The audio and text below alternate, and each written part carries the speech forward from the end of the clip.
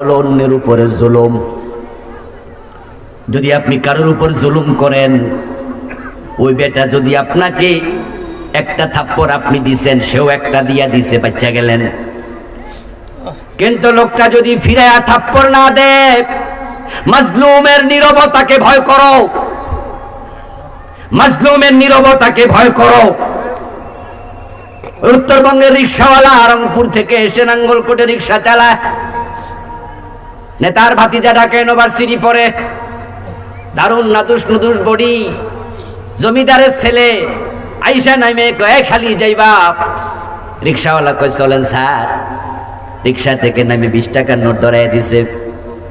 রিক্সাওয়ালা কই স্যার এখানে ভাড়া তো 50 টাকা, 20 টাকা দিলেন।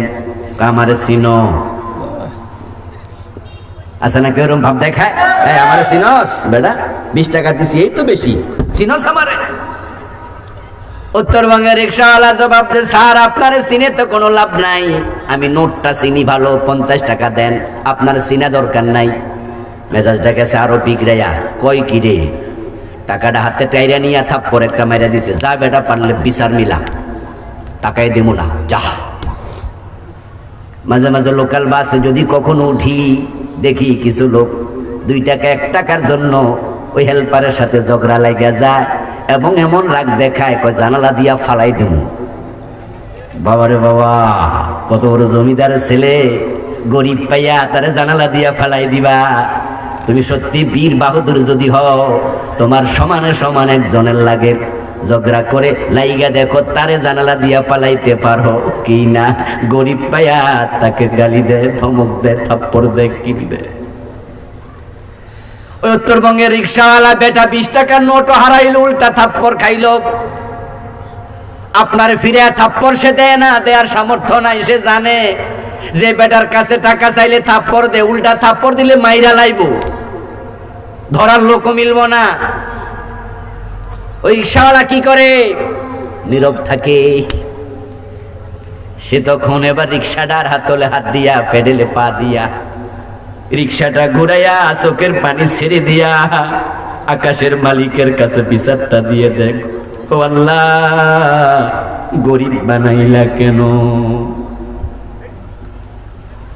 পেটের দায়ে বাচ্চা কাচ্চার জন্য উত্তরবঙ্গ থেকে এসে নাঙ্গলকোটে রিক্সা চালাইলাম, টাকা তো পাইলাম না, উল্টা থাপ্পড় খাইলাম, বিচারটা তোমার কাছে দিলাম। ক্বালা নবী সাল্লাল্লাহু আলাইহি ওয়াসাল্লাম, ইত্তাক দাওয়াতাল মাজলুম ফাইন্নাহু লাইসা বাইনাহা ওয়া বাইনাল্লাহি হিজাব। ও বন্ধু, আপনি মেম্বার, আপনি চেয়ারম্যান, আপনি মেয়র, আপনি কমিশনার, আপনি এমপি, আল্লাহ আপনার ক্ষমতার জায়গায় বসাইছে। আপনি টিউন, আপনি ওসি, আপনি দারোগা, আল্লাহ আপনাকে এমন একটা পোশাক গায়ে দিছে, এটার আইনের পোশাক বলা হয়। তা পুলিশের পোশাক যখন গায়ে থাকে, রাব ব্যবহার করলো, আমরা ডরে কথা কই না, না হয় বলবে যে সরকারি কাজে বাধা দেওয়ার মামলা, এজন্য কথা কই না, আমরা চুপ করে থাকি। এখন আপনাকে আল্লাহ ক্ষমতা দিছে, আল্লাহ আপনারে পোশাক দিছে, আল্লাহ আপনারে ভালো চাকরি দিছে, এখন অন্য লোকের উপর আপনি জুলুম করছেন কিনা সাবধান। আপনার ভয়ে মাজলুম কিন্তু আপনার গায়ে হাত তুলবে না, কিন্তু সে একটা জায়গায় বিচার দিয়া দেবে। মাজলুমের নীরবতাকে ভয় করো, তার বদদোয়াকে ভয় করো।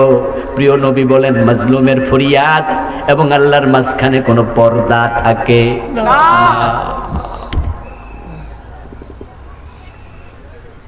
قال النبي صلى الله عليه وسلم دعوة المظلوم مستجابة وإن كان فاجرا وفجوره على نفسه।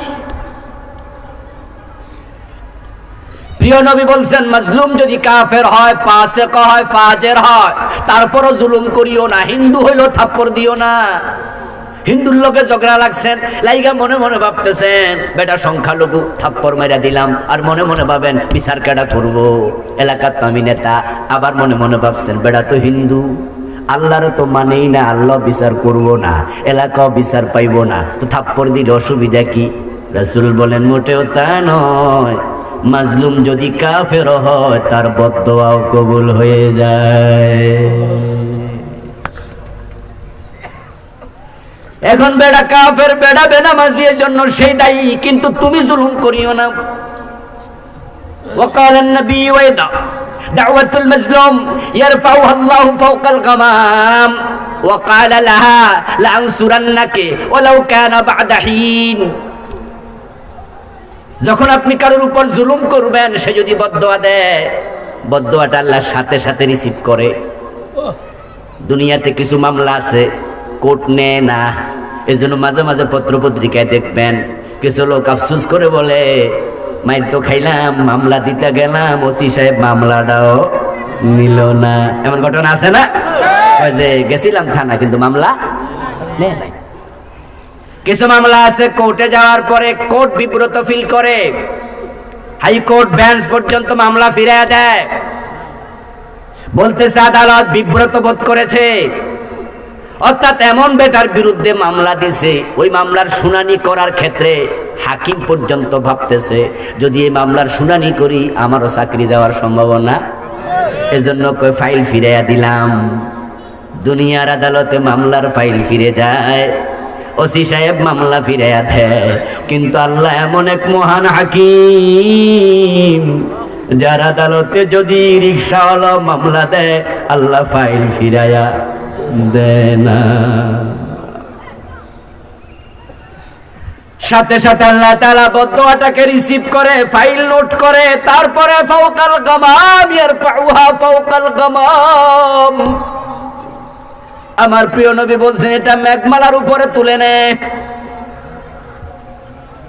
তারপরে মেঘের উপর রেখে আল্লাহ তাআলা বদদোয়াটার দিকে তাকায়া কয়, ও বদদোয়া, লানসুরান্নাকি ওয়ালাউ কানা বা'দা হিন, আমি তোরে হেল্প করব, সাহায্য করব, তোর সাথে আমি আল্লাহ আছি, তবে আমি একটু অপেক্ষা করি, ধৈর্য ধরি, কারণ এমনও তো হতে পারে জালেম তাওবা করে ভালো হয়ে যাবে, এমনও তো হতে পারে রিকশাওয়ালারে থাপ্পড় দিয়া বাড়ি গেছে, তার মা শুনছে অথবা বাবা শুনছে, তারে ধমকাইয়া কইছে কামডা করলি কি, যা যা ওটার খুঁজা বাইর কইরা মাপসা।